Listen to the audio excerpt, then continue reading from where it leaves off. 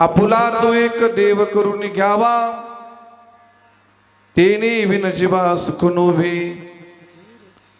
एरती माई के दुःखाची जनिती, नाही अधी अंती अवसान. प्रस्तुत प्राप्त प्रसंगी प्राप्त स्थळी कीर्तन रूपी सेवेकरता निवडलेला अभंग महान भगवत भक्त संत हृदय सम्राट विश्ववंद्य जगद्गुरु श्री तुकोबराय यांचा 4 चरणाचा आणि उपदेशपर अभंग आज आपण चिंतन सेवेकरता निवडला. विठ्ठल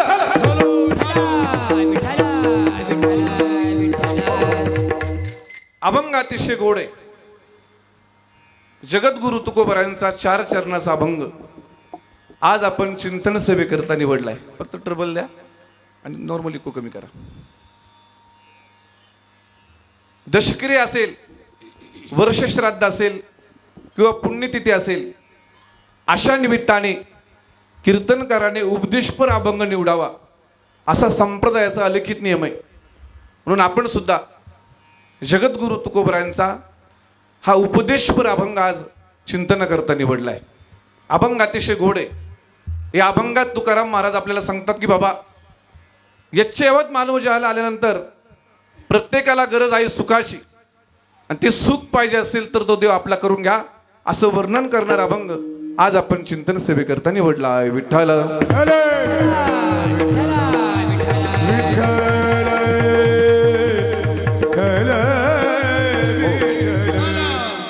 आपल्या चिंतनाला प्रारंभ करण्यापूर्वी 2 मिनिटाचा पर्याय द्यायचा तो असा. आपल्या सर्वांना ज्ञात आहे, परंतु वक्त्याचं सांगणं कर्तव्य. वैकुंठवासी नारायण किसन कोकणे नारायण बाबांना आपल्यातून जाऊन आज 1 वर्ष पूर्ण झाले, आणि पाहता पाहता त्यांचं वर्ष श्राद्ध म्हणजे पुण्यतिथी आलेली. खरं म्हणजे माझं अंतकरण फार हळहळ होते आता सांगायला, परंतु कीर्तनकाराने जास्त हळहळ करायची नसते, म्हणून मी माझ्या भावना आवरतोय आणि आपल्या समोर सांगण्याचा प्रयत्न करतोय. अतिशय गोड व्यक्तिमत्व. त्यांच्या जाण्यानं संपूर्ण भजनी मंडळ, गावकरी, वारकरी सर्वांना फार मोठं दुःख आहे, परंतु त्यांचा हा फार मोठा परिवार आहे. त्यांची पत्नी गंगा भागीरथी हौसाबाई नारायण कोकणे, मुलगा श्री ज्ञानेश्वर नारायण कोकणे, त्यांची मुलगी सौ कुसम सुनील तिदमे, सौ योगिता बाळासाहेब तिदमे, सौ कविता जालिंदर बोर, असे कुटुंब आहे. त्यांचे भाऊ असतील, बहिणी असतील, हा संपूर्ण मोठा परिवार आहे. या संपूर्ण परिवाराला खरं म्हणजे नारायण तात्या पोरकं करून गेले. आम्ही त्यांना लाडाने नारायण तात्या म्हणायचो. खरं म्हणजे कुटुंबावरती संकट आहेच, पण त्याहीपेक्षा आडोणमधील वारकरी समाज, भजनी मंडळ यांचं नात्यागत्याचं व्यक्तिमत्व गेलं. खरं म्हणजे गुरुजी, नारायण तात्या म्हणजे पेटी मास्तर होते, आणि गाणं सुद्धा इतकं सुंदर होतं की शास्त्रीय पद्धतीने गायचे. मागच्या वर्षी आमचा नामसप्ताह चालू होता, आणि नामसप्ताहामध्ये तुम्ही चाली म्हणायला होते. तुमची चाल चालायची आणि नारायण तात्या घरी रडायचे की मला या सप्त्यामध्ये बसता येत नाही, मला श्रवण करता येत नाही, म्हणून घरी ते रडायचे. जीव तुटायचा, जीव हळहळ व्हायचा. कारण ज्या माणसाला भजनाची आवड आहे, जो माणूस वारकरी संप्रदायाचा आहे, हे सगळं पाहिलं की त्याचं अंतकरण हळहळतं, दुःख होतं. आणि आयुष्यभर ज्यांनी भजनामध्ये आपलं आयुष्य घालवलं ते म्हणजे नारायण तात्या. खरं म्हणजे आपलं जाऊ द्या, परंतु 3 मुली ना, 3 मुली आणि 1च मुलगा आहे. तसं पाहिलं तर मुलाचं फार वय कमी. नारायण तात्या गेल्याच्या नंतर त्याच्या अंगी मिळून तो फार शहाणपण आलं, फार हुशार झाला. कारण कमी वयामध्ये जर बाप गेला तर संपूर्ण कुटुंबाची जबाबदारी ही त्या मुलावर येते महाराज. त्याचं वयच काय, या वयात कुटुंबाची जबाबदारी आली महाराज. खरं सांगू का, या 3 मुली माझ्या समोर आहे. कीर्तन झाल्यापासून त्या रडतायत. का रडत असतील बरं? त्यांचा अजूनही विश्वास नाही की आमचे वडील आम्हाला सोडून गेले. जाण्याचं वय नव्हतं. जोपर्यंत आपला बाप जिवंत आहे ना तोपर्यंत बापाचं महत्व आपल्याला कधीच कळत नाही. लक्षात ठेवा, बाप तुम्हाला आहे, बाप मला आहे, पण जोपर्यंत बाप जिवंत आहे तोपर्यंत आपल्या चुका सांगणारा हक्काचा माणूस जिवंत आहे महाराज. बाप गेल्याच्या नंतर आपल्याला आधार देणारी माणसं नसतात. मला कसं तरी होत या गोष्ट बापाची सांगताना, वरी हुंद का दाटतो या गोष्ट बापाची सांगताना. सांगणाऱ्याला सुद्धा अश्रू अनावर होतात. काय सांगावं बापाचं महत्व. त्याच्या फाटक्या सदऱ्याला उभती गाळ जोडलेलं, उभ्या आयुष्याला त्याने कशी कातर लावलेली. खरं म्हणजे स्वतः फाटके कपडे घालून मुलांकरता सुंदर कपडे परिधान करणारा तो तुमचा आमचा बाप आहे. त्याच्या फाटक्या सदऱ्याला उभती गाळ जोडलेलं, उभ्या आयुष्याला त्याने कशी कातर लावलेली. मला कसं तरी होत या गोष्ट बापाची सांगताना, वरी हुंद का दाटतो या गोष्ट बापाची सांगताना. मी सांगतोय परंतु तुमचं अंतकरण भरून येत आहे. खरं म्हणजे या चारही मुलांना विचारा बापाचं काय महत्व आहे. अरे ज्याला हात नाही त्याला हाताची किंमत विचारा, ज्याला पाय नाही त्याला पायाची किंमत विचारा, ज्याला बाप नाही त्याला बापाची किंमत विचारा. आईचं वर्णन कीर्तनकारांनी केलं, आईच्या विषयी कविता गीतकारांनी कविताकारांनी भरपूर गायल्या, पण बापाला जरा दूर लोटलं महाराज. का? तो बाप लहानपणापासून असा कठोर वाटतो आपल्याला. आई सांगते मुलाला, बाळा बाहेर जाऊ नको, तुझा बाप तुला ओरडेल. बाळा बाहेर जाऊ नको, नाहीतर तुझ्या बापाला सांगेल आणि तुझा बाप तुला मारेल.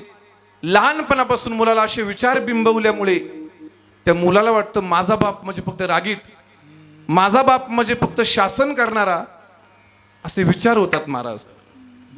पण बापाचं अंतकरण किती मृदू आहे ना. बाप करी जोडी लेकुराचे मोडी, बाप करी जोडी लेकुराचे मोडी, आपुली कुरबडी वाळ मोडी, आपुली कुरबडी वाळ मोडी.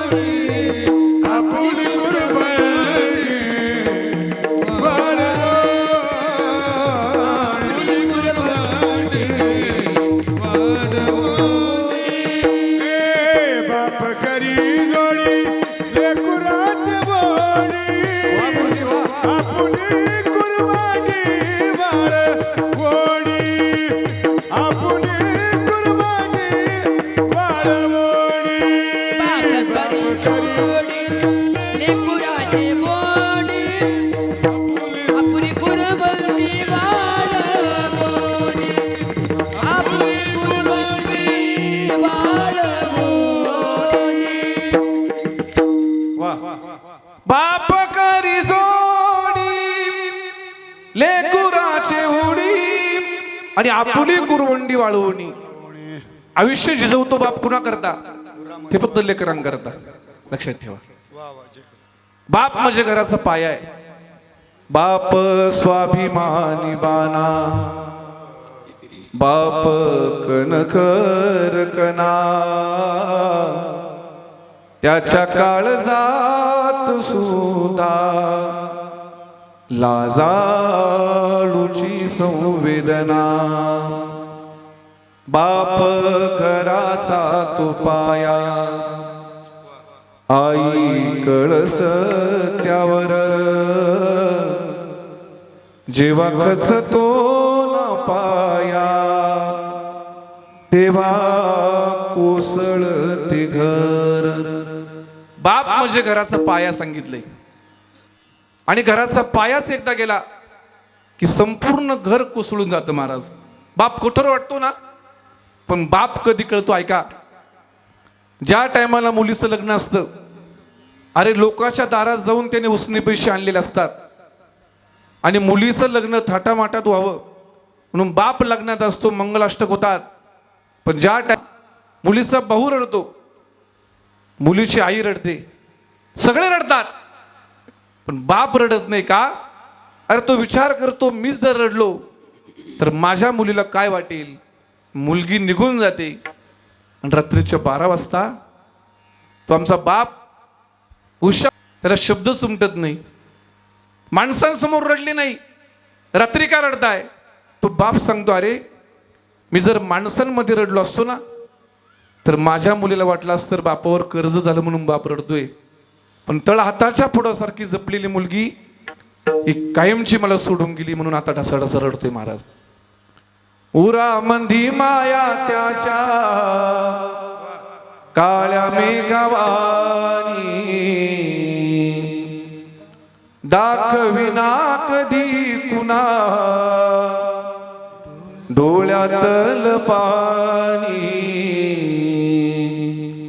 जिजू जिजू संसाराचा गाडा हाकला. आणि संपूर्ण आपण नातेवाईक आप्तेष्ट मंडळी या कुटुंबाला या दुःखातून सहारा देण्याकरता आपण संपूर्ण नातेवाईक गावकरी मंडळ आलोय. आज नारायण बाबांचं वर्ष श्राद्ध म्हणजे पुण्यस्मरण आहे. आणि त्या पुण्यस्मरणाच्या निमित्ताने माझ्यासारख्या पामराकडे सेवा आलेली, या सेवेकरता ज्यांची उपस्थिती आहे ते आपल्या महाराष्ट्राचं वैभव, गान कोकिळा. आणि खरं म्हणजे गाण्यातला वाघ गुण असेल तर ते रोहिदासजी मत्ते गुरुजी यांच्याकरता जोरदार टाळ्या वाजवायला. तसं गुरुजींचं जीवन फार बिजी असतं, परंतु दुसरा कार्यक्रम बंद करून नारायण तात्यांचं नाव ऐकलं म्हणून गुरुजी इथपर्यंत हजर झाले. लक्षात ठेवा. त्यांना साथ करणारे आमचे अरुण महाराज आहे आपल्याच गावातील, आमचे कचरू महाराज आहे, आमचे गोपाल महाराज आहे, मृदुंगावरती हरिभक्तपरायण गोड वाजवणारे आमचे योगेश महाराज आहे.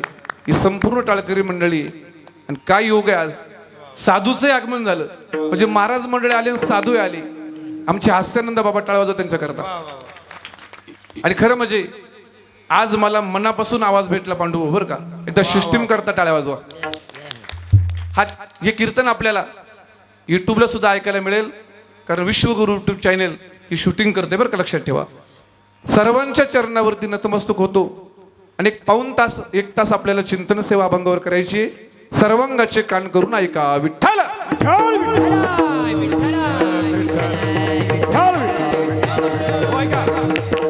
जगद्गुरु तुकोबरायांचा अभंग चिंतन करता आपण निवडलाय.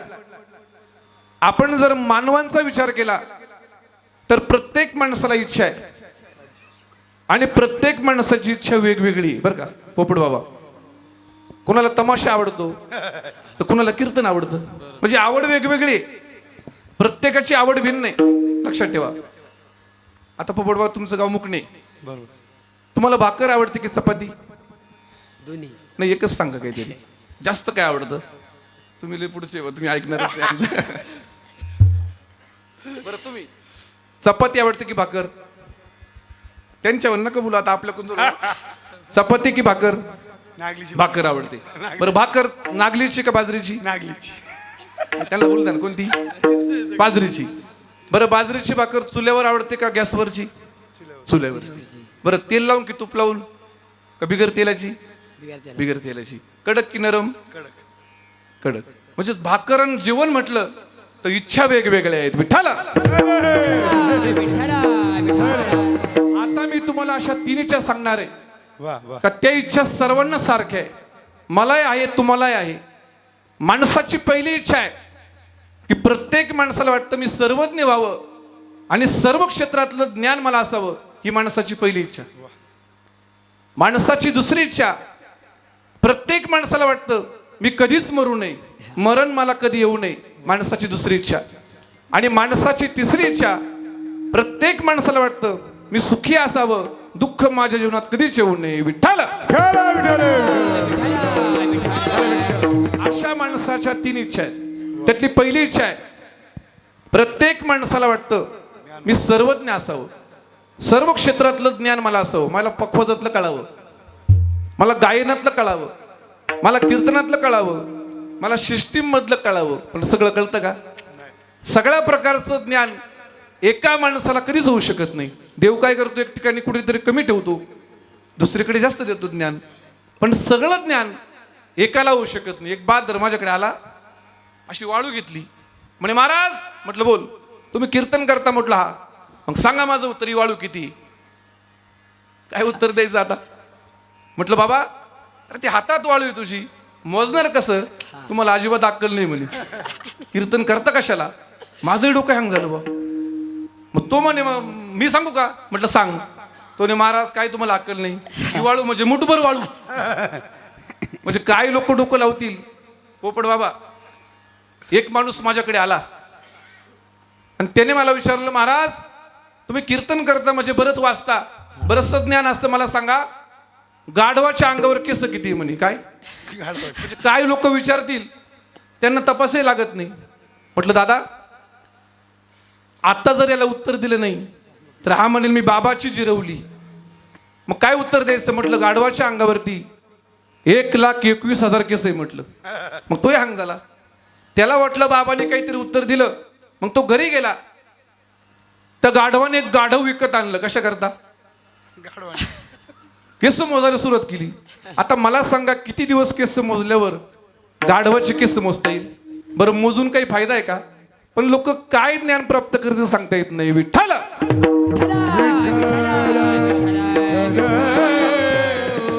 प्रत्येक माणसाची इच्छा आहे की मला सगळ्या क्षेत्रातलं ज्ञान असावं, पण ज्ञानी होऊन गेलं फक्त ज्ञानोबर आहे.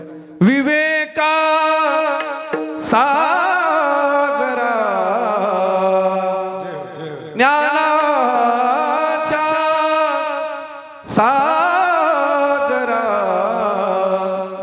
ओ सख्या माझ्या ज्ञानेश्वरा, सख्या माझ्या ज्ञानेश्वरा. फक्त ज्ञानोबर आहे ज्ञानी. ज्ञानामृतेन तृप्तस्य कृतकृत्यस्य योगिन नैवस्य किंचित कर्तव्यम अस्ति चेत न सततविद. विठ्ठल. मनुष्याची पहिली इच्छा आहे की मी सर्वज्ञ व्हावं आणि सर्व क्षेत्रातलं मला कळावं. दुसरी माणसाची इच्छा आहे मी कधीच मरू नये, मी अमर असावं. याच्याकरता प्रत्येकाचे प्रयत्न आहेत, लक्षात ठेवा. कुणाला वाटतं का मरावं? एक कीर्तनकार सांगू लागले, म्हणे आपल्या गावातले सगळे माणसं मरणार आहे. गावातले लोकांचे चेहरे पडले. बऱ्याचदा वर्ष श्राद्धाला लोक हसत नाही महाराज, का तिथं विशेष तसा असतो. सगळ्या लोकांचे चेहरे नाराज आहे. पण एक आजी बाहेरची होती, ती हसायला लागली. महाराज म्हणतात, का आजी सगळ्यांचे चेहरे नाराज आहे, तुम्ही का हसताय? म्हणे महाराज आताच तुम्ही सांगितलं ना या गावातले सगळे माणसं मरणार आहे. म्हटलं मग मी या गावचीच नाही म्हणे, मी पारदेवीची. आजी तू कुठल्या गावातली का असे ना आणि बाहेर देशातली का असे ना, मरावं मात्र लागणार आहे. विठ्ठल. ज्ञानोबराने इतकं गोड सांगितलंय. ज्ञानोबरा सांगतात, आगा मरहा बोलून सहाती मेलियावरी रडती. ज्ञानोबराने इतकं गोड सांगितलं, म्हटले आगा मरहा बोलून सहाती. एखाद्या माणसाला आपण जर म्हटलं हे मर, तो सांगतो काय तू मर, तुझा बाप मर, तुझं खानदान मर. मग काय मला मर म्हणतो का? मर शब्द सुद्धा सहन होत नाही माणसाला, एवढा मरणाचा राग आहे माणसाला. पण तुम्ही मरणार नाही का? अमर होण्याकरता अनेकांनी प्रयत्न केले. प्रसिद्ध उदाहरण आहे हिरण्यकश्यपू. आतापर्यंत आपण ऐकलं हिरण्यकश्यपूने काय काय केलं, पण हा हिरण्यकश्यपू साधा नव्हता. हा तपश्चर्या करण्याकरता गेला. बरे राक्षस सुद्धा तप करायचे पूर्वी, आता माणसं तप करते नाही. हा हिरण्यकश्यप म्हणजे भगवान परमात्माचे 2 द्वारपाल होऊन गेले, जय आणि विजय. सनकादिक जेव्हा भगवान परमात्माला भेटायला निघाले भगवान परमात्म्याने सांगितलं होतं मी आता आराम करतोय, माझ्यापर्यंत कुणाला येऊ देऊ नका. हे जय आणि विजय होते ना, सनकादिकांना अडवलं आणि अडवल्यानंतर म्हटले भगवान परमात्म्याकडे तुम्हाला जाता येणार नाही. हे सनकादिक म्हटले अरे आम्ही संत आहे, देवापर्यंत आम्हाला जाऊ द्या. जय आणि विजयाने अडवलं म्हणून रागारागामध्ये सनकादिकाने शाप दिला, जा म्हटले तुम्ही मृत्यू लोकात आसुर होऊन पडाल. ते जय आणि विजय म्हणजे हिरण्यक्ष आणि हिरण्यकश्यपू हे दोन अवतार आहे, लक्षात ठेवा. मग त्यांना उत्शाप दिला, म्हटले कायम तुम्ही आसुर राहणार नाही, मग तुम्हाला 3 जन्म भगवान परमात्म्याची विरोधी भक्ती करावी लागेल. मग पहिला त्यांचा अवतार आहे जन्म आहे तो हिरण्यक्ष आणि हिरण्यकश्यपू. दुसरा जन्म आहे रावण आणि कुंभकर्ण. तिसरा आहे शिशुपाल आणि दंतवक्र. विठ्ठल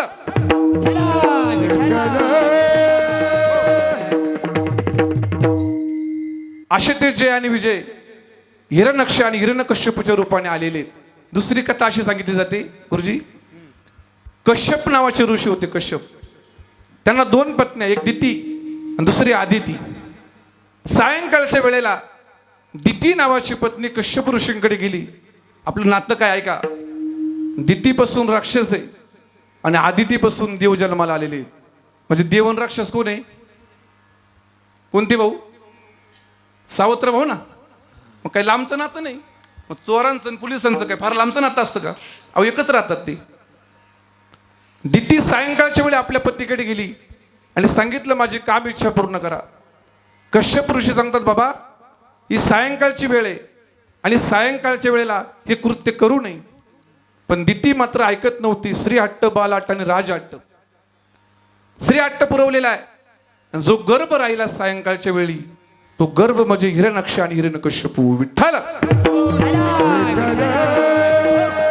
आणि असा हिरण्यकश्यपू अरण्यात गेलेला आहे, एका पायावरती उभा राहिलाय आणि ब्रह्मदेवाची आराधना करू लागला. ओम ब्रह्माय नमः, ओम ब्रह्माय नमः, ओम ब्रह्माय नमः. आणि परिणाम 6 महिने तपश्चर्या केली आणि ब्रह्मदेव त्याला प्रसन्न झाले. आणि ब्रह्मदेवाकडे त्याने मागितलं, म्हटलं देवा मला अमर व्हायचंय. ब्रह्मदेव म्हटले ते शक्य नाही, मागायचं तर वेगळं माग. याला वाटलं आपण एवढी कठोर तपश्चर्या केलेली आणि आता जर आपण अमर झालो नाही तर भगवान विष्णूची विरोधी भक्ती आपण करू शकत नाही. म्हणून त्याने डोकं चालवलं.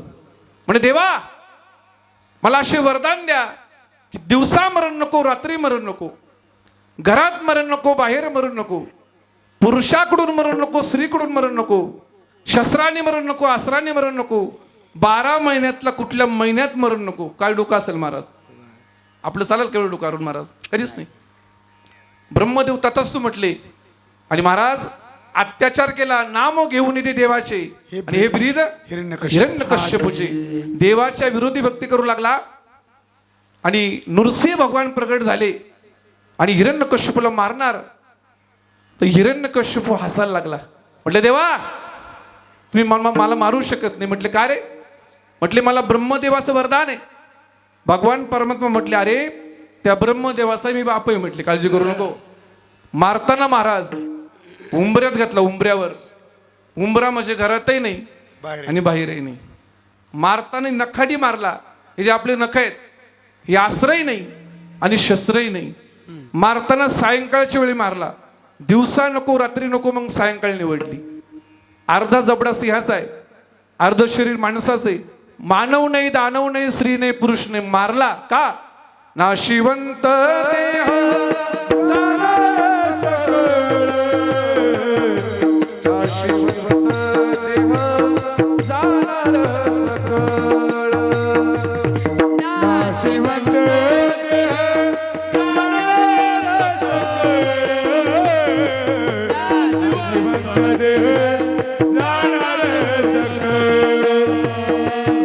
आयुष्य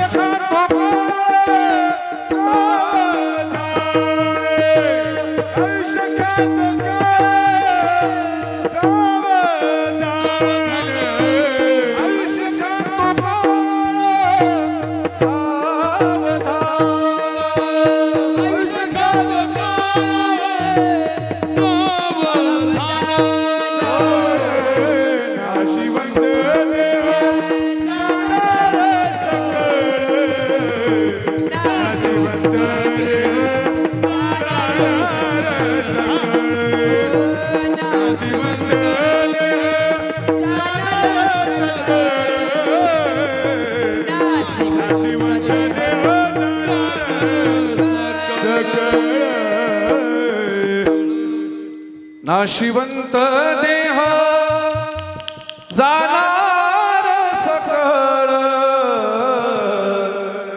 आयुष्य खातो काळ सावधान. हा देह जाणार आहे, देह जाणार जाणार. शरीराची होय माती, शरीराची होय माती. पहिलं बघा पुढे सरका.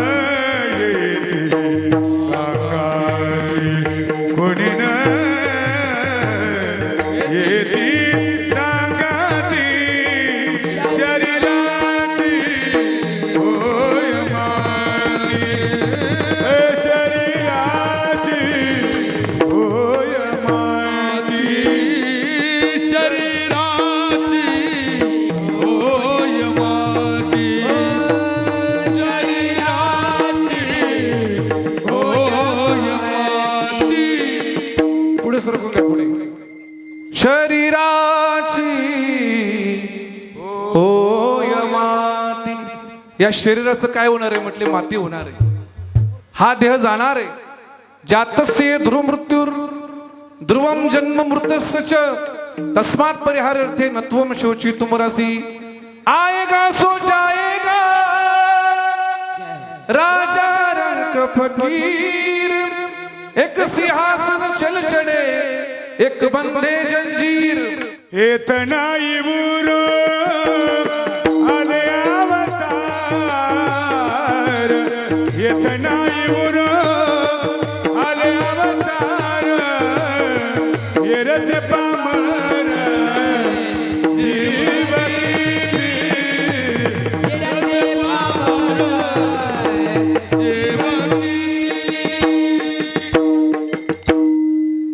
इथे देव जरी जन्माला आले तरी गुरुजींनी प्रमाण दिलं. येथ नाही बुरो आले अवतार, एरते पामर जीव किती. उपजे ते नासे नाशिले ते पुनरपी दिसे. हे घटिका यंत्र जैसे परिभ्रमेगा. ज्याचा जन्म आहे त्याचा मृत्यू निश्चित आहे, आणि ज्याचा मृत्यू आहे त्याला परत जन्म आहे. हे घटिका यंत्र आहे. घड्याळ जसं फिरतं तसं आयुष्याचं चक्र फिरत राहतं. लक्षात ठेवा. आणि ज्या ठिकाणी तुम्ही मरणार आहे आपलं ठिकाण ठरलेलं आहे, आपली वेळ ठरलेली आहे, आणि सगळं ठरून त्या ठिकाणी आपण मरणार आहे. महाराज काय झालं? आता देवांची सभा होती आणि देवांच्या सभेमध्ये सगळे देवता येऊ लागले. प्रत्येक देवाचे वाहन होते. कुणाचं गरुड आहे, कुणाचं पोपट आहे, कुणाचं काय आहे. नेमके गरुड आणि पोपट असे दरवाजामध्ये उभे होते.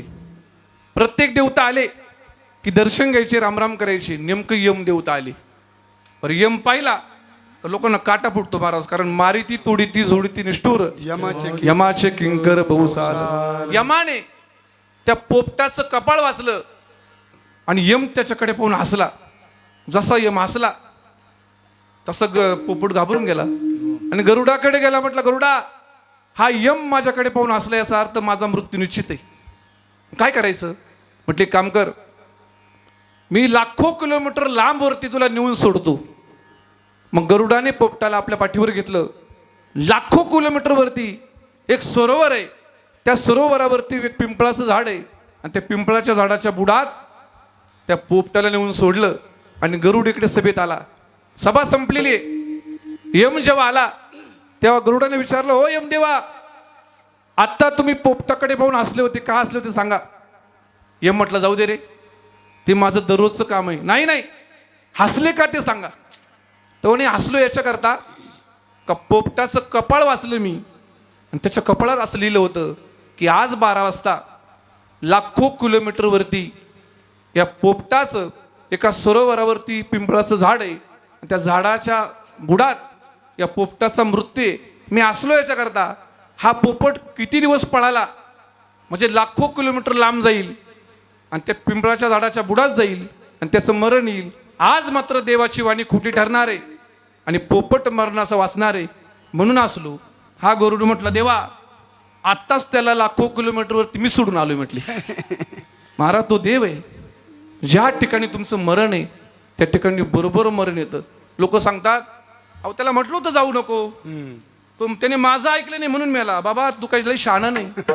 देवाने प्रत्येकाचे ठिकाण ठरवलेले. काही कोरोनात गेले, आपण भाग्यवान आहे की आपण कोरोना झाला तरी मेलो नाही. बरवे झाले आजीवरी नाही पडलो मृत्यूच्या आरी वाचून आलो येता बरी उरले हर तुम्हा समर्पण. बरवे नाही मृत्यूच्या आरी वाचून आलो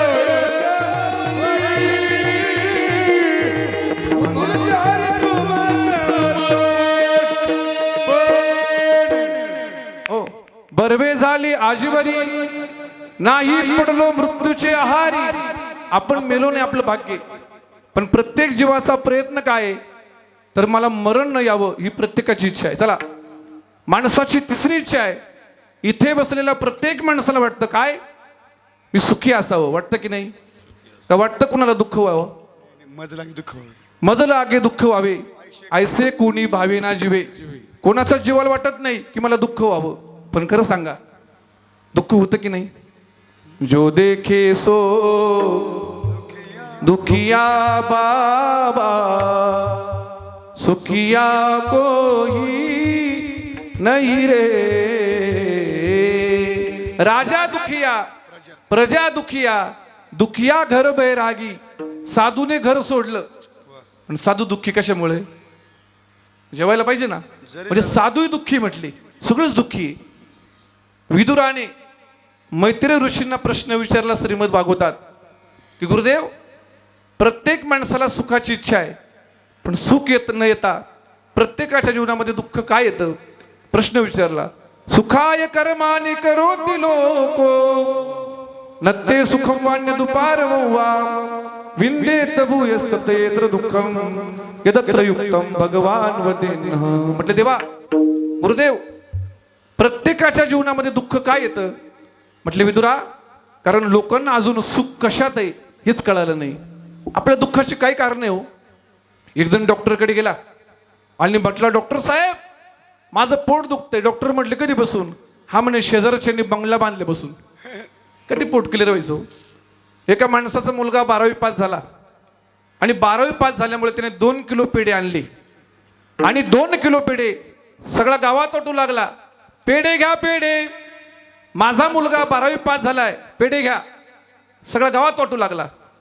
आणि 2 तासांनी त्याला पाहिलं मी, तो डोक्याला हात लावून बसला होता, रडत होता, डोकं आपटीत होता. म्हटलं दादा 2 तासापूर्वी 2 किलो पेढे वाटले, तू आनंदी होता, आता दुःखी काय? त्याने काय उत्तर दिलं असेल बाबा?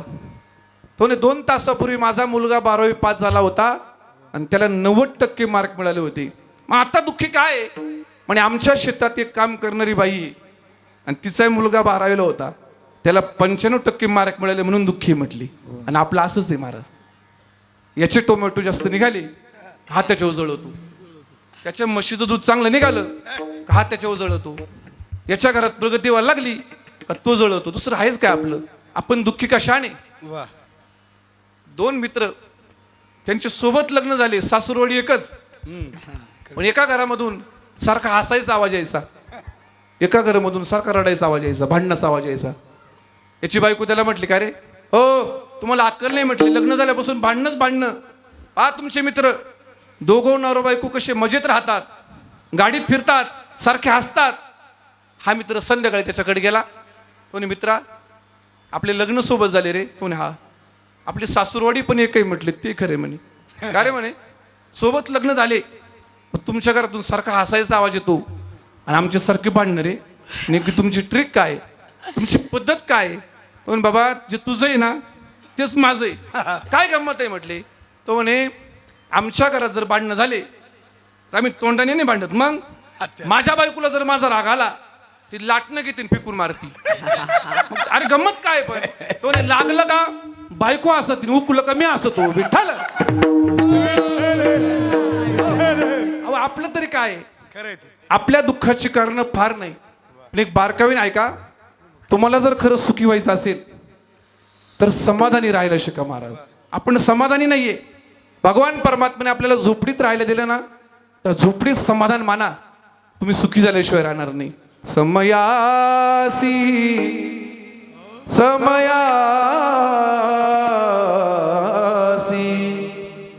थोडं बेस. समयासी सादर व्हावे, देव ठेविल तैसे आहावे, देव ठेविल तैसे आहावे, देव ठेविल तैसे आहावे. समयासी सादर व्हावे,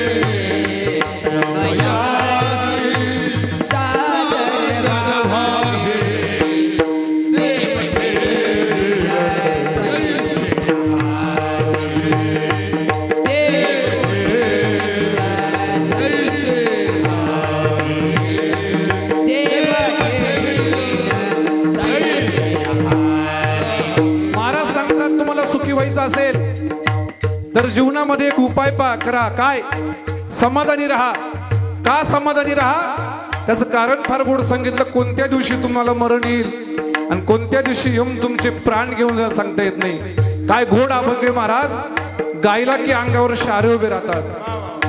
कोणी दिवशी यम येईल चालून, कोणत्या दिवशी यम येईल आणि तुमचे प्राण घेऊन जाईल सांगता येत नाही. एकूण दिवशी यम येते चालून, कोणी दिवशी प्राण जाती घेऊन. ललत लागेल ललत.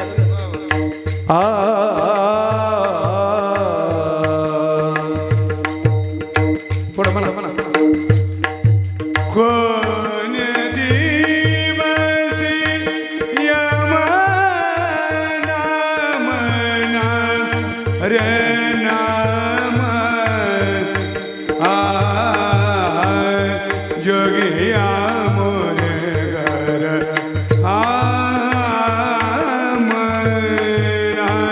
याला म्हणतात काय?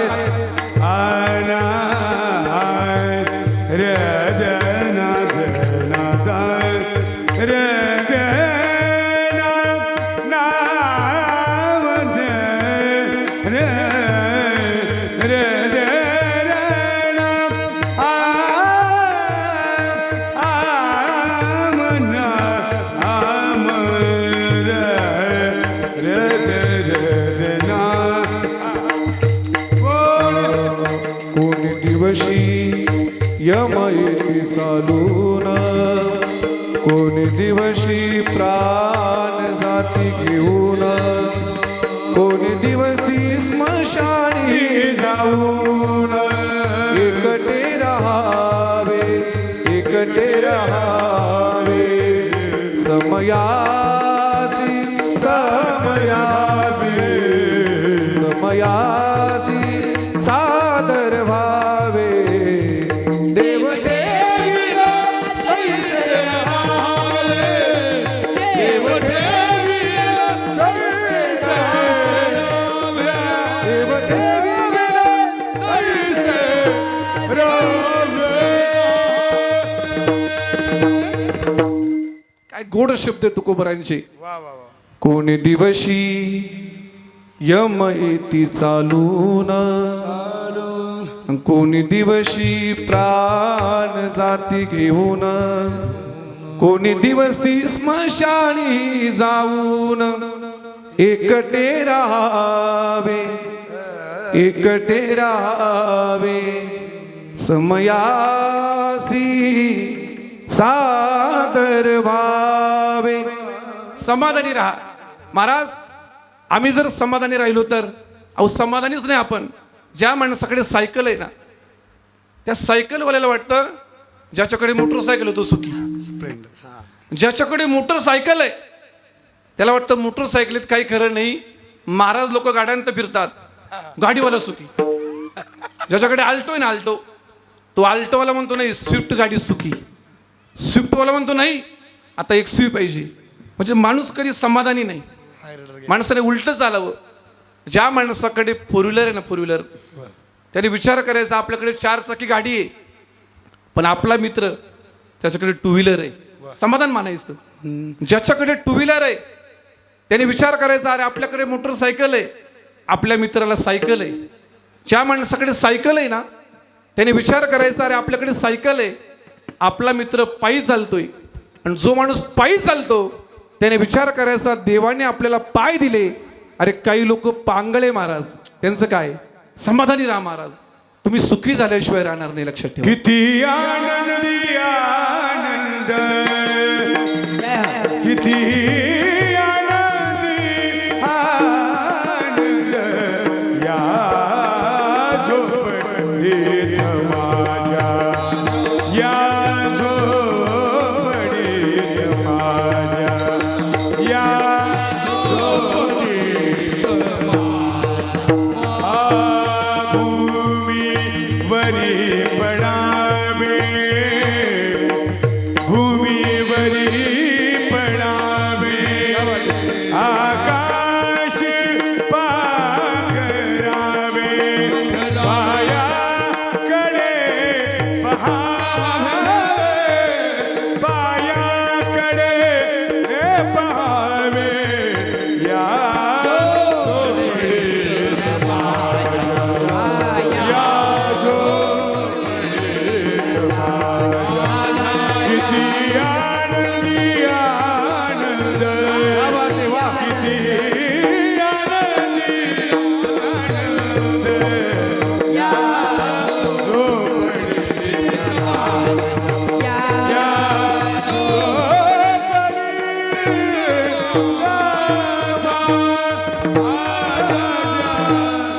वा, एकदा गुरुजींकरता टाळ्या वाजवा. झोपडीत माझ्या. बंगल्यावाले माणसं आहेत, झोप लागत नाही. शेतकरी माणूस आहे, पडला की झोप लागते. हे समाधानाचं प्रतीक आहे. महाराज कळालं, पण आम्हाला कायमस्वरूपी सुखी व्हायचंय, आमच्या जीवनात परत दुःखच नकोय, असा उपाय सांगा.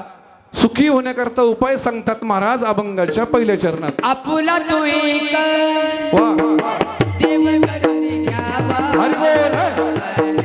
आपुला तू एक देव करून घ्यावा, आपुला तू एक देव करून घ्यावा, आपुला तू एक देव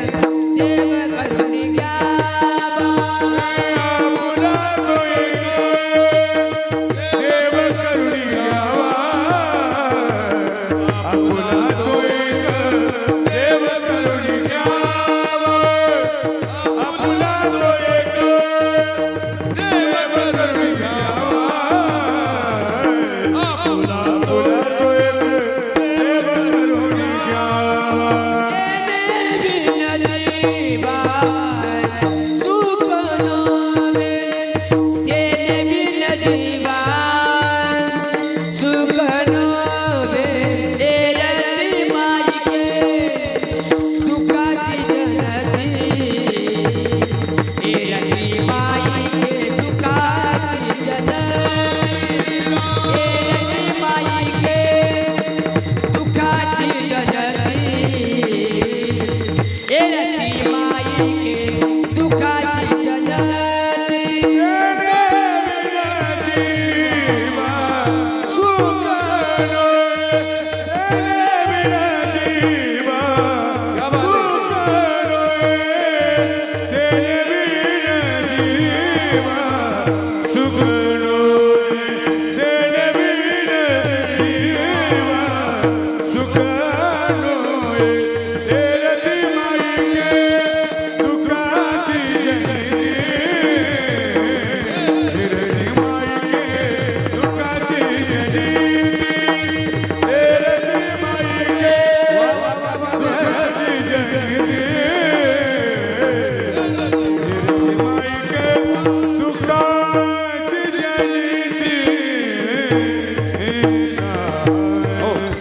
अभंगाच्या पहिल्या चरणात आपण प्रवेश केलाय.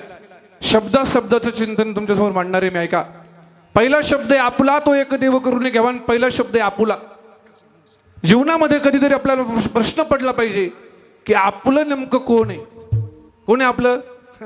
काही म्हणतात बायको माझी, काही म्हणतात मुलं माझी. हे कधीच आपले नाही महाराज, लक्षात ठेवा. आपला फक्त परमात्मा आहे. आतापर्यंत आपण बायकोला आपलं मानलं, आतापर्यंत आपण मुलांना आपलं मानलं, पण कळो येईल अंतकाळी प्राण प्रयाणाची वेळी ए राहती निराळी रांडा पोरे सकळ. हो, हे कुणीच आपले नाही. श्रीमद भागवत ग्रंथामध्ये इतकं गोड सांगितलं महाराज. तो गजेंद्र नावाचा हाती होता. गजेंद्र आपल्या बायकोला घेतलेले, मुलांना घेतलं आणि रविवारची सुट्टी होती म्हणून सरोवरावरती स्नान करायला गेला. स्नान करायला गेला, मुलांना घेतलेले, बायकोला घेतलेले. बायकोवरती प्रेम होतं, मुलांवरती प्रेम होतं महाराज. आणि तेवढ्यामध्ये एक मगर आली आणि त्या मगरीने हत्तीचा पाय पकडला. मगर पाय सोडत नव्हती महाराज. 2-3 तास उलटून गेले. बायको सरोवराच्या बाहेर गेली आणि मुलं सुद्धा बाजूला उभी राहिली. हा गजेंद्र सांगतोय, अगं ऐक, मी संकटात आहे, तू माझी धर्मपत्नी आहे, मला सोडव. बायको सांगते, अहो सोडवलं असतं, पण तुम्ही जर गेले तर काही फरक पडत नाही, पण मी गेले तर मुलांक लक्ष कोण देईल. महाराज, ज्या बायको करता आईबाप दूर लोटले, ज्या बायको करता लोकांनी नाते सोडले, ती बायको सुद्धा संकटात साथ देत नाही. मुलांना विचारलं, मुलांनो, अरे तुमच्या करता हाडाचं, बोला ना, हाडाचं, रक्ताचं, मी जाऊ का निघून, बोला ना, रक्ताचं, रात्रीचा, दिवसाची, सगळं पाठ आहे बा तुमच्या. एवढं केलं, तुम्ही तरी मला साथ द्या. मुलं म्हटले, बाबा तुम्ही म्हातारे झाले, मेले तर मेले, पण आम्ही तुम्हाला सोडवायला जर आलो आणि मगरीने आमचा पाय पकडला तर. मुलं सुद्धा बाहेर गेली. हा गजेंद्र विचार करतोय, अरे मना, ज्या बायको करता तू रात्रंदिवस कष्ट केले, ती बायको तुला संकटात सोडवत नाही रे मना. नको नको मना, गुंतू माया जाळी, काळ आला जवळी ग्रासावया, सोडविना राजा देशीचा सौदरी, आणि सोयरी भली भली. तो गजेंद्र आपल्या मनाला सांगतोय, मना, अरे मना, ज्या बंगल्यात तू राहिलास तो बंगला बंगल्याच्या जागेवर राहणार आहे, तुझी जागा मात्र स्मशानभूमीत आहे रे मना. अरे मना, ज्या गाडीमध्ये तू फिरलास ती गाडी गाडीच्या जागेवर राहणार आहे, तुला मात्र चौघांच्या खांद्यावर नेणार आहे रे मना.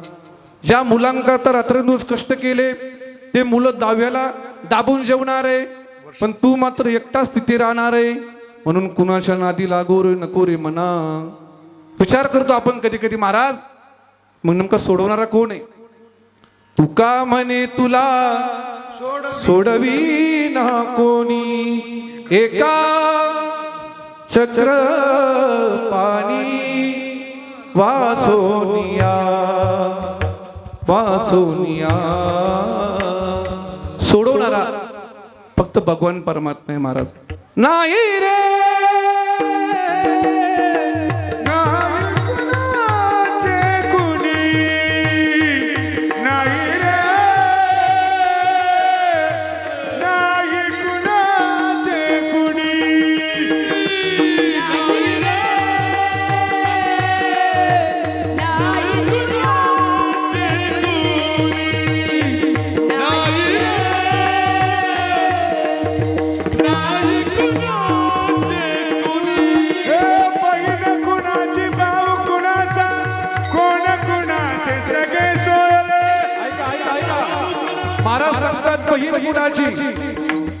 भाऊ कुणाचा.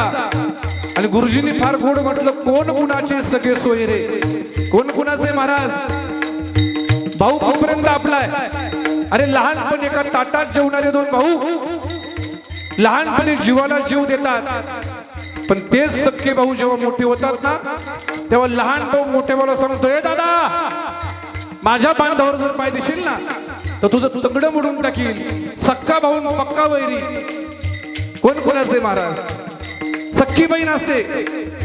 लहानपणी दोघांनी काबाड कष्ट केलेले असतात, पण एखाद्या वर्षी भावाची परिस्थिती बिघडलेली, पैसा नाहीये आणि बहिणीला त्याने साडी घेतली नाही, लुगडं घेतलं नाही का त्या बहिणीच्या मुखातून वाक्य येतात, हे दादा आजपासून माझ्याकरता तू मेला का? एका साडीवरून भावाला मारणारी बहीण आपण पाहतो. मग प्रमाण खोटे नाही महाराज, ऐका. हे बहीण कुणाची, भाऊ कुणाचा, कोण कुणाचे, सगळे सोयरे मेल्या मागे सर्व राहिले, तुटतील जागे दोर नाही.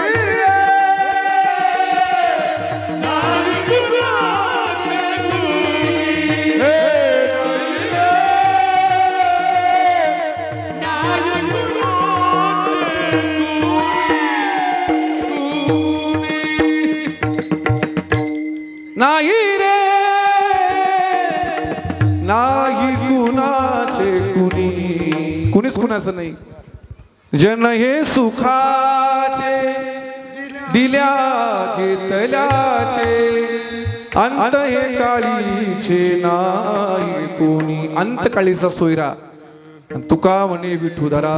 सब पैसे के भाई भाई, सब पैसे के क्या बात है, वाह.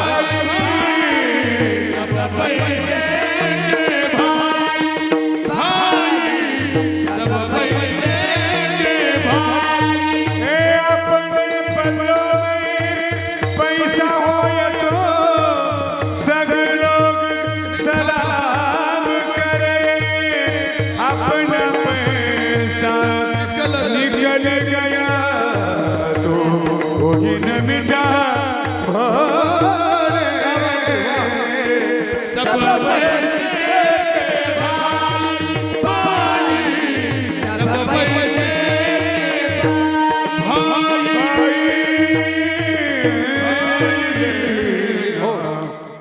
सब पैसे के भाई, दिल का साथी नाही रे कोणी. कोण साथी महाराज? जी बायको आपल्या बरोबर आहे ना, ती बायको कुठपर्यंत आहे? जोपर्यंत तुम्ही पैसे कमवता तोपर्यंत आहे महाराज. लक्षात ठेवा, ज्या दिवशी तुम्ही पैसे कमवायचे बंद व्हाल, बाईला मन कर मरता तरी परे, नसीब कर तू कोलिया, नसीब कर.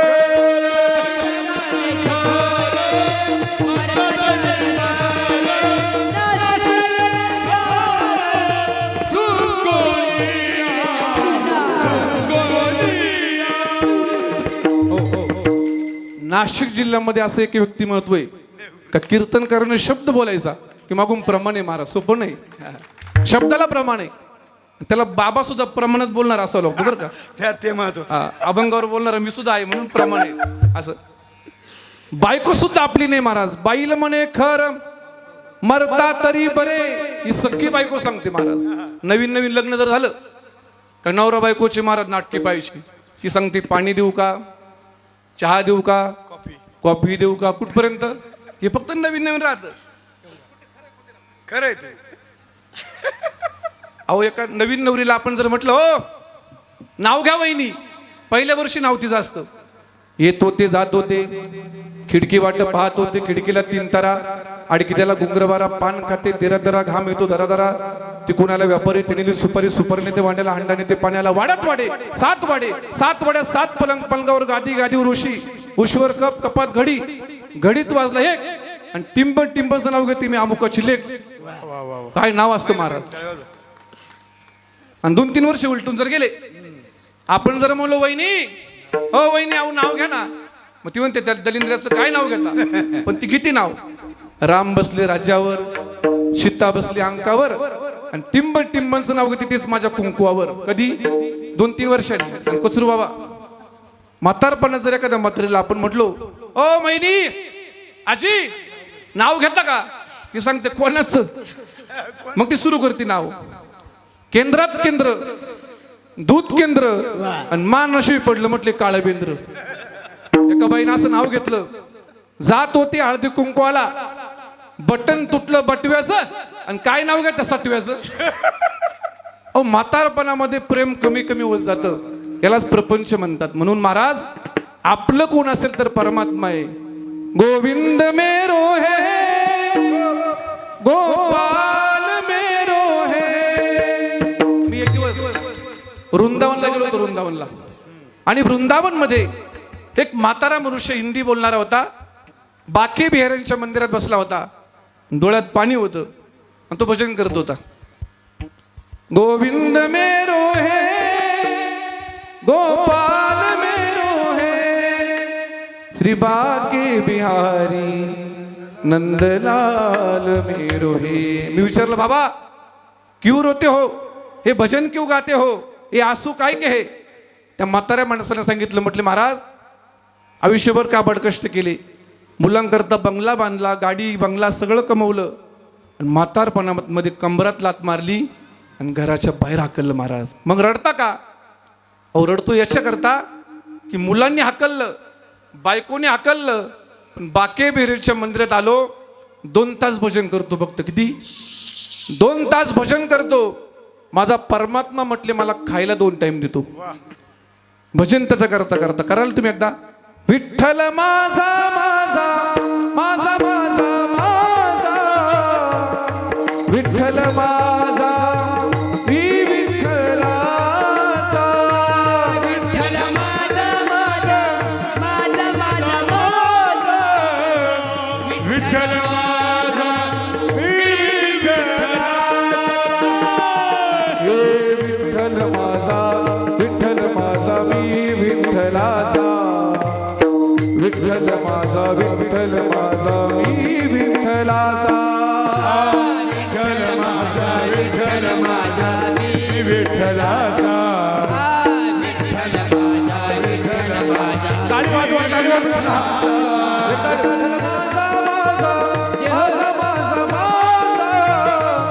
विठ्ठल माझा मी विठ्ठलाचा. ताली वाजवा.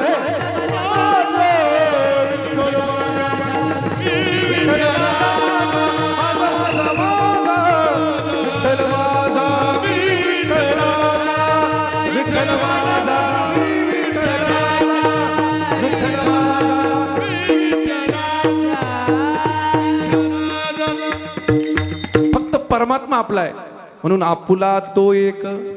तो म्हटले, तो म्हणजे कोणता. तो हा विठ्ठल बरवा, तो म्हणजे वैकुंठातला, आणि हा म्हणजे विठ्ठेवरचा परमात्मा. म्हणून तो आला की हा येतो. मग तो कोणता तर विठ्ठेवरचा परमात्मा. आपुला तो एक. परमात्मा एक आहे का अनेक आहे. तुम्ही बोला ना, तुम्ही जाणकार माणसे पोपड बाबा. किती परमात्मा. मग आपल्या संस्कृतीमध्ये 33 कोटी देवता सांगितले. किती. मग त्याच्यातला आपला कोणता करायचा. म्हणजे खंडोबा आहे, महिषासूर मर्दिनी आहे, अंबिका आहे, भवानी आहे, शंकर आहे. तो म्हणजे कोणता. बळीया माझा एक कोणता. एक लक्ष ठेवा. भगवान परमात्मा तत्वरूपाने आणि त्या तत्वाने हे सगळे रूप धारण केलेले महाराज. महिषासुराला मारायचंय, भवानी प्रकट झाली. असे अनेक राक्षस आले, तो अवतार भगवान परमात्म्याने घेतला. हे भगवान परमात्म्याचे अवतार आहेत. पण भगवान परमात्मा मात्र तत्वरूपाने आणि तत्वाचा साक्षात्कार करून घेणं हे जीवाचं परम कर्तव्य. श्रीमद भागवत ग्रंथात भगवान परमात्म्याची ओळख करून देताना म्हटलंय की जन्माद्यस्य येतो वारी तरतस चारते स्वविघ्नेश्वराट तेने ब्रह्म हृदय आदि कवये मुयंती सूरय तेजो वारी मृदाय मिथाय मिनिमय यत्र त्रिसर्गो मूर्षा धामना स्वेन सदा निरस्तकोकम. आणि सत्यम परम धीमई. काय म्हटलंय. भगवान परमात्माचं नाव नाही घेतलं, मग सत्य म्हटलं. सत्य तू सत्य तू सत्य तू विठ्ठला. म्हणजे भगवान परमात्मा फक्त सत्य. महाराज सत्य आहे पण तो दिसत नाही ना. रंग नाही रूप नाही नाही वर्ण छाया निराकार निर्गुण तुझी रघुराया. भगवान परमात्म्याला नाव नाही, रंग नाही, रूप नाही. मग कोण म्हणलं विठोबाई. नावच नाही त्याला, रंगही नाही. महाराज शास्त्रकारांनी देवाची ओळख करून देण्याकरता म्हटले जन्माद्यस्य यतः. यतः असते जन्मादी, म्हणजे ज्याच्यापासून हे विश्व निर्माण झालं तो विश्वाला निर्माण करणारा भगवान परमात्मा तो सत्य म्हटले. पण मला दिसत नाही ना. पुढे म्हटले तेजो वारी मृदाम यथा विनिमयो. तेज म्हणजे काय? सूर्याची किरण. आणि वारी म्हणजे पाणी. दुपारच्या वेळेला आपल्याला झळाय दिसतात, झळाया. त्याला आपल्याकडे काय म्हणतात? झळाया. काही ठिकाणी जावळ म्हणतात. शास्त्र त्याला मृगजळ म्हणतं. मृगजळ. दुपारच्या वेळेला परमात्मापासून झालं म्हणून ते खरं वाटतं. विठ्ठल. एका प्रश्नाचं उत्तर देतो आणि पुढे चालतो. महाराज तुम्ही सांगता हे देवाने निर्माण केलं म्हणून खरं वाटतं. पण का खरं वाटतं? काय झालं? एक श्रीमंताची बाई, तिला लग्नाला जायचं होतं. ती म्हटली गळ्यात काहीच नाही बा, काय करायचं? मग लोक नकलीच तो नगतात महाराज. मग ती घुटेला गेली आणि 50 रुपयाचा एक नकली मोत्याचा हार घेतला, गळ्यात घातला. असा हार होता महाराज. ती जेव्हा लग्नात आली सगळ्या महिला तिच्याकडे पाहू लागल्या. आता महिला मंडळ आहे ना, यांचं बाबाकडे लक्ष नाही. बाबाने हातात अंगठी कोणती घातली, कोणाकडे लक्ष? मग तिच्या गळ्यात काय म्हणे? एक म्हणे गाग 40 लाखाचा असेल. दुसरी म्हणे हे 50 लाखाचा असेल. हार किती रुपयाचा होता? 50 लाखाचा का वाटला? कारण तो श्रीमंताच्या बाईने घातला होता. तसं विश्व निर्माण केलं, श्रीमंत माझा परमात्मा आहे म्हणून खरं वाटतं. विठ्ठल. असा तो भगवान परमात्मा विश्वाची निर्मिती करणारा. आपुला तो एक देव करून घ्यावा, तेने बिनजीवा सुख नोई. बाबांनो, त्याच्याशिवाय तुम्हाला सुख मिळणार नाही. कारण इतर जग हे सगळं माईक आहे, खोटं आहे, ते दुःख देणार आहे. अभंग असं दुसरं चरण. रथी माई गे दुःखाची जनिती, रथी माई गे दुःखाची जनिती, रथी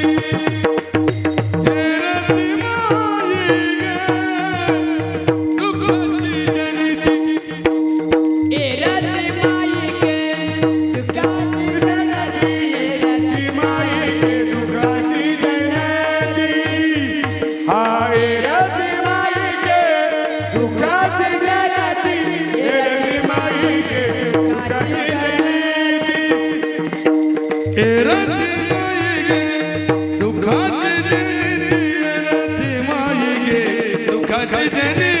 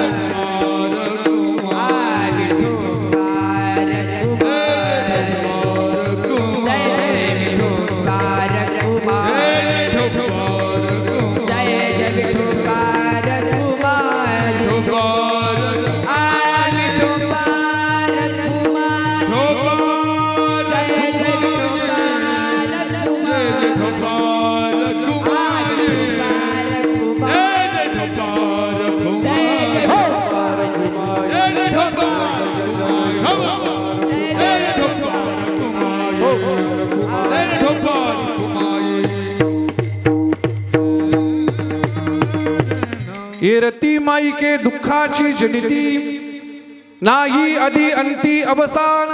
महाराज सांगतात एरती माईक आहे. इतर जे आहे ते माईक आहे. माईक म्हणजे खोटे. दुःखाला उत्पत्ती करणार आहे, दुःखाची निर्मिती करणार आहे. नाही आधी म्हणजे सुरुवात, अंती म्हणजे शेवट. सुरुवातही दुःखाची आणि शेवटही दुःखाचं आहे महाराज. सीता मातेनं ते हरिण पाहिलं. ते हरिण खरं होतं की खोटं होतं? पोपट बाबा, सीता मातेनं जे हरिण पाहिलं तुम्हाला माहित होतं की ते आपण दोघं होतो ना एक तेव्हा तिकडे. ते हरिण पाहिलं. ते हरिण खरं होतं की खोटं होतं? खोटं होतं. पण लक्ष्मणाला सांगितलं, लक्ष्मणा त्या हरणाची मला चोळी पाहिजे, ते हरिण आण. लक्ष्मण बाहेर गेला पण लक्ष्मण जात नव्हता. आवाज दिला त्या हरणाने, तो मारीश मामा, लक्ष्मणा, अरे धाव लक्ष्मणा. आवाज खरा होता की खोटा होता? आवाज खोटा होता. हरणाने आवाज दिलेला आहे पण तो खोटा आवाज होता. साधू वेशामध्ये रावण आला. रावण साधू खोटा होता की खरा होता? हो, खोटाच होता ना. पण खोट्या वस्तूच्या पाठीमागे जगाची मालकीन गेली. तिला सुद्धा 6 महिने तिथे राहावं लागलं की नाही? आपण सुद्धा या खोट्या जगतामध्ये जेवढं बसाल तेवढं अडकून जातो महाराज. ये रती मायिके. मला सांगा, लग्न करणं ही गोष्ट सुखाची का दुःखाची? हा, कोणती? तुम्हाला म्हणजे तुम्ही समोर आहे म्हणून तुम्हाला पकडले मी आता. कारण आम्ही देवराम बाबांकडे शिकलोय, एक पकडला का सोडायचंच नाही. हा. लग्न करणं आनंदाची गोष्ट का दुःखाची? आनंद. मग काला केलं तुम्ही? विषय असा आहे, लग्न करणं ही गोष्ट आनंदाची जरी असली पण लग्नाच्या नंतर 2-3 वर्षाने विचारायचं, बाबा कस काय? तो सांगतो, महाराज कुठून बुद्धी सुचली, अवदासा घेऊन आलो मी. प्रत्येकाची वाक्य आहेत का? प्रपंच दिसायला गोड आहे पण संसार दुःख मूळ चहूकडे इंगळ. प्रपंचात अडकता तो अविनाशी भगवान परमात्मा आहे. त्या अविनाशी भगवान परमात्म्याचं भजन करा. अविनाश करी आपुलिया ऐसे लावी मना पिसे गोविंदाचे. त्या भगवान परमात्म्याचं पिसं लागलं पाहिजे. आपल्याला पिस आहे पण तमाशाचं, देवाचं नाही. लोकांना म्हणलं ना आता रात्रीचं कीर्तन संपलंय, या गप्पा मारायला. अहो, रात्रभर लोक गप्पा मारतात. पण जर आपण म्हटलं कधी की महाराज या बरं आता विना घ्या, तो सांगतो विनेकरांना 2500 नाही 3000 द्या. पण आमच्या गावात कुणी विना घेणार नाही, 5-5 विनेकरी असतात. का? त्याचं पिसा आपल्याला नाही महाराज. आणि महाराज सांगतात असं जीवन जगा. मरायचं प्रत्येकाला आहे पण असं जीवन जगून मारा की कीर्ती रूपाने शिल्लक राहिले पाहिजे. गुरुजी, शेवटचं चरण. तुका म्हणे का मरणेची सरे, तुका म्हणे का मरणेची सरे,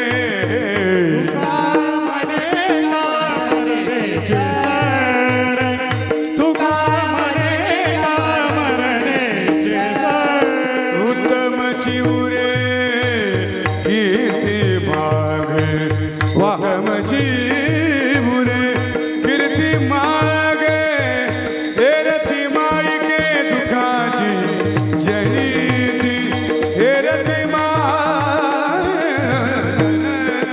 उत्तमची उरे कीर्ती मागे, उत्तमची उरे कीर्ती मागे, हेरती मायके दुखाची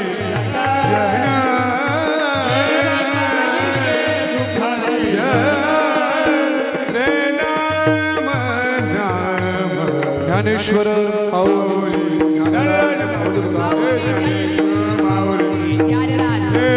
ज्ञानेश्वर माऊली, ज्ञानराज माऊली.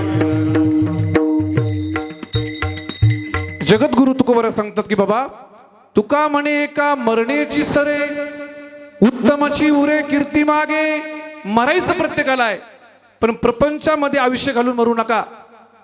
कारण आपला बाप गेला, आजा मेला पंजा मेला, बाप मसना गेला. देखत देखत नातू पंतू तूही तैसा झाला. कुणाचं नाव शिल्लक नाही पण 750 वर्ष झाले अजून माझ्या ज्ञानोबरांचं आपण नाव घेतो. 350-400 वर्ष झाले अजून तुकोबरांचं नाव घेतात. 350-400 वर्ष झाले अजून छत्रपती शिवाजी महाराजांचं आपण नाव घेतो. का? कारण ते जगले तुमच्या आमच्या करता. किसी के काम जो आए उसे इंसान कहते हैं, पराया दर्द अपनाए उसे इंसान कहते हैं. किसी के काम जो आए उसे इंसान कहते. शाहिस्तेखानाची बोट छत्रपती शिवाजी महाराजांनी कापली हे आपल्याला माहित आहे, पण याच्या पुढचं ऐका. अरे शाहिस्तेखानाची बोट कापल्याच्या नंतर सगळे माणसं पळू लागले, धावा, पळा, मारा, कापा. सगळे माणसं पळू लागले आणि शाहिस्तेखानाची मोठी बहीण आली, सांगितलं, भैया भैया गजब हो गया, हो शिवा हमारे बेटे को उठा के लेके गया. शाहिस्तेखानाच्या मुखातले वाक्य ऐका, बहना अरे चिंता ना करो, चिंता करू नको, क्योंकि वो शिवा किसी की गर्दन काट सकता है, वो शिवा किसी की उंगली काट सकता है, मगर वो शिवा किसी की माँ भी इज्जत पर हाथ नहीं डाल सकता, क्योंकि वो शिवाजी महाराज है. महाराज ऐका, ज्या टायमाला छत्रपती शिवाजी महाराजांनी देह ठेवला, अहो आपण जर मेलो तर आपले घरचे आपल्याकरता रडत नाही बाबा. छत्रपती शिवाजी महाराजांनी देह ठेवला आणि छत्रपती शिवाजी महाराजांकरता एक वाघ्या नावाचं कुत्र होतं. वाघ्या नावाचं, गुरुजी वाघ्या नावाचं कुत्र राजांकरता रडू लागलं. ते सगळा महाराष्ट्र रडू लागला, पण ते कुत्र सुद्धा रडू लागलं. आणि ज्या टायमाला चितेला आग लावली ना, त्या वाघ्या नावाच्या कुत्र्याने छत्रपती शिवाजी महाराजांच्या चितेमध्ये आपला देह समर्पित केला. काही जीवन जगला असेल राजा. अरे बातमी कळाली औरंगजेबाला, कट्टर विरोधक आहे. औरंगजेब आपल्या सिंहासनावरून खाली आला, गुडघ्यावरती बसलेला आहे आणि आपल्या अल्लाहला सांगतो, या अल्लाह, ए खुदा, आज तुम्हारा दरबार खुला रखना, क्योंकि माँ बेटियों की इज्जत बचाने वाला छत्रपती शिवाजी महाराज तुम्हारे दरबार में आ रहा है. एक दुश्मनाने सांगावं महाराज, काही जीवन जगलं असेल असं जगा. आपली बायकोन आपले पोरं हे सोडून आपल्याला काहीच नाही. तर माझी बायकोन माझे पोरं, बस, दुसरी जिंदगीच नाही. याच्यात आपलं आयुष्य खर्च झालं महाराज. जगा, समाजाकरता जगा. एक जण मरायला कुठे गेला माहिती का, उपडो मरायला जंगलात गेला. मरायला लोक कोणत्या पद्धतीचे, ऐका गुरुजी, मरायला जंगलात गेला आणि 2-3 दिवस मेलाच नाही. गावातला एक मित्र आला, म्हणे, का रे जंगलात काय करतो? तो म्हणे, मला मरायचंय. अरे म्हटले, मर ना मग, कड्यावरून उडी मार, फास घे. म्हटले, मला तसं नाही मरायचं. कसं मरायचंय? म्हटले, वाघ आला पाहिजे, बिबट्या, आणि त्याने मला खाल्लं पाहिजे. म्हटले, असं का बरं? त्याचं असं आहे म्हणे, माझ्या भाऊ बनकीनं मला आयुष्यभर त्रास दिलाय, वाघाने का मला खाल्लं, त्याला रक्ताची तौल लागेल, मला खाल्लं का माझे भाऊ बंदे खाऊन टाकील. अशा विचाराचे माणसं आहे महाराज. म्हणजे तुमची दाढी जळाली तरी चालेल, पण माझी भिडी पेटली पाहिजे. असं जीवन जगू नका महाराज. इतकं सुंदर जीवन जगा. आपले पुढारी मंडळी सांगत असतात, माणूस किती दिवस जगला यापेक्षा तो कसा जगला हे कोण सांगतं माहिती का महाराज? भ्रष्टाचार करणारी. ते म्हणतात, महाराज माणूस किती दिवस जगला यापेक्षा तो कसा जगला याला फार महत्व आहे. मी म्हणते, सांगता सांगता तरी थोडं मनाला वाटलं पाहिजे की आपण कसं जगतोय. चांगलं जीवन जगा. खरं म्हणजे सांगताना मन भरून येतं. आमचे वैकुंठवासी नारायण बाबा, इतकं सुंदर जीवन होतं महाराज. मंदिर सोडलं नाही, भजन सोडलं नाही. त्यांची आई होती ना, बरं का, आपणच्या घरात बसलो इथंच राहायच्या. सकाळी उठला की सगळं मंदिर स्वच्छ करायच्या का नाही. आपली गावातली मंडळी, त्या गेल्यानंतर मंदिर साफ करायला कोणी राहिलंच नाही. आयुष्य खर्च केलं महाराज देवाकरता. पेटी वाजवायचे बरं का पोपट बाबा, कोणताही राग म्हणा, त्या रागामध्ये तंतोतंत पेटी वाजवायची महाराज. भजनच केलं महाराज, आणि शास्त्रीय आवाज. आणि मी लहान असताना मी त्यांच्याकडे जायचो. नारायण दादा, एखादा अभंग शिकवा. ते मनाने असे मोकळे होते का कुणी बोलव गप्पा मारायला, कुठेही भजनाला बोलवा. अहो इतकंच नाही, एका माणसाशी बोलत नव्हते. म्हटलं, नारायण दादा आपल्याला भजनाला जायचंय, पण तुम्ही याल का? ते म्हणे, कुठं? म्हणलं, अमक्या अमक्या ठिकाणी. अहो तिथं भजनाला आले. ते बोलत नव्हते. म्हणजे भजना करता अखंड जीवन हळाळलं महाराज. ते विनेकरीत नाही, त्यांचा चेहरा पहा एकदा, समोरचे विनेकरी हे आणि ते भजनामध्ये एकदम बरोबर महाराज. मी तो म्हणतो, तुमचा एक मित्र गेला भजनातला आणि त्यांनी आता विना घेतलेला आहे. खरं म्हणजे हा सोन्यासारखा चालणारा संसार, याच्यावरती काळाने घाला घातला. या 3 मुलींना आणि या एका मुलाला नारायण बाबा पोरक करून गेलेले. कशी काळाची चाहूल आली, बाग सुखाची करपून गेली, कस विपरीत झालं सार, होता सोन्याचा संसार, राजा राणीचा दरबार. सोन्यासारखा चालणारा संसार आणि काळाने अचानक घाला घातला. वैकुंठवासी नारायण किसन कोकणे यांना आपल्यातून जाऊन आज 1 वर्ष पूर्ण होते. त्यांचं प्रथम पुण्यस्मरण आहे. त्यांची पत्नी गंगा भागीरथी हौसाबाई नारायण कोकणे. पत्नीला एकदा जीवनातला पती गेला, जगात कुणी शिल्लक राहत नाही. महाराज माझा विझला मायेचा दिवा, दिवा विझून गेल्यासारखं होतं. त्यांची मुलगी सौ कुसुम सुनील तिदमे, सौ योगिता बाळासाहेब तिदमे, श्री हरिश्चंद्र किसन कोकणे भाऊ, सौ लंकाबाई एकनाथ संधान बहीण, श्री बाबुराव हरिश्चंद्र कोकणे पुतणे, श्री राजाराम रामदास कोकणे पुतणे, सौ सुमन दत्तू ढोले पुतणी, कुमार ज्ञानेश्वर नारायण कोकणे त्यांचा मुलगा, सौ कविता जलेंदर भोर मुलगी, श्री रामदास किसन कोकणे भाऊ, गंगा भागीरथी झेल्याबाई दोंडू खतळे बहीण, गंगा भागीरथी रंजाबाई प्रकाशलार बहीण, श्री सोमनाथ हरिश्चंद्र कोकणे पुतणे, कुमार संदीप हरिश्चंद्र कोकणे पुतणे आणि सौ मनीषा राधाकिसन भिसे ही पुतणी. म्हणजे असं कुटुंब आहे. मला वाटतं त्यांचे जावई सुद्धा माझ्या समोर आहे. ते मुंगसरेचे सर्व मंडळी आहेत, आमचे मामा सुद्धा आहेत. ही सगळी मंडळी, सर्वांना परिचय. आणि आपण सगळ्या मंडळीने या कुटुंबाला आता आधार द्या. आता तो ज्ञानेश्वर किती मोठा आहे, त्याचं 22-23 वर्षाचं वय असेल आणि ह्या वयामध्ये कुटुंबाची जबाबदारी पार करायची. त्याने मला फोन केला आणि म्हणे महाराज दादांचं वर्ष श्राद्ध आहे, आपल्याला कीर्तन करायचं आहे, कशा पद्धतीने कराल. त्यांनी पहिलं मला विचारलं तुमचं पाकिट किती आहे. म्हटलं दादा मी काही ठरवणारा महाराज नाही, पण तुला जे देता येईल ते मी आनंदाने स्वीकार करणार आहे, पण नारायण तात्याचा कार्यक्रम चांगला झाला पाहिजे. आणि त्याने सहज मला विचारलं, म्हटलं का हो गुरुजी येतील का. नारायण तात्यांचे आणि गुरुजींचे फार मोठे संबंध आहे, म्हणून एवढा मोठा माणूस एका शब्दावर इथे आला. टाळ्या वाजवा त्यांच्याकरता एकदा. एक फक्त नारायण तात्यांच्या प्रेमामुळे ते आले बरं का. आमचे अरुण महाराज आहे, आमचे कचरू महाराज आहे, गोपाळ महाराज आहे, योगेश महाराज आहे. आणि सिस्टीम खरंच तुम्ही छान लावली बरं का आज. खरं म्हणजे पांडू ऑपरेटर आहे कोणी आपलेच आहेत ना. म्हणजे आज मोकळा आवाज मिळाला मला, काय अडचण नाही. सुंदर लावली आपण सुद्धा. आवरलीच ना तुम्ही.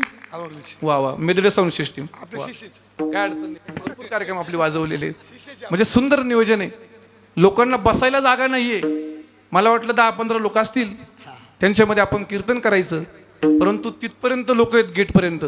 म्हणून यातून असं दिसून येतं की नारायण तात्यांचं जीवन किती सुंदर होतं.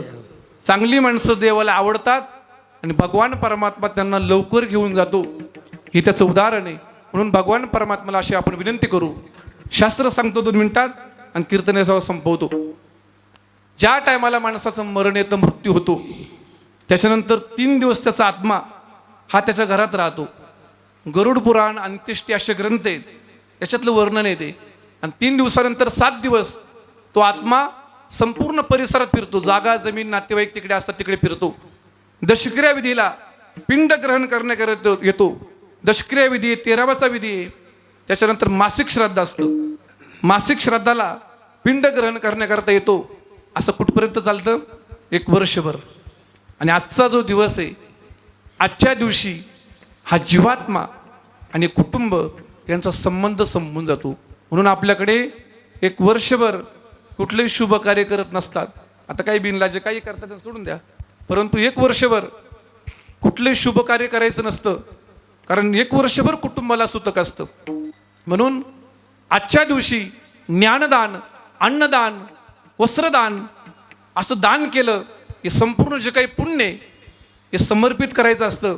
आणि जो जीवात्मा गेलाय त्याला समर्पित केलं की आजच्या दिवशी या जीवात्म्याला पुढचा जन्म प्राप्त होतो. लक्षात ठेवा.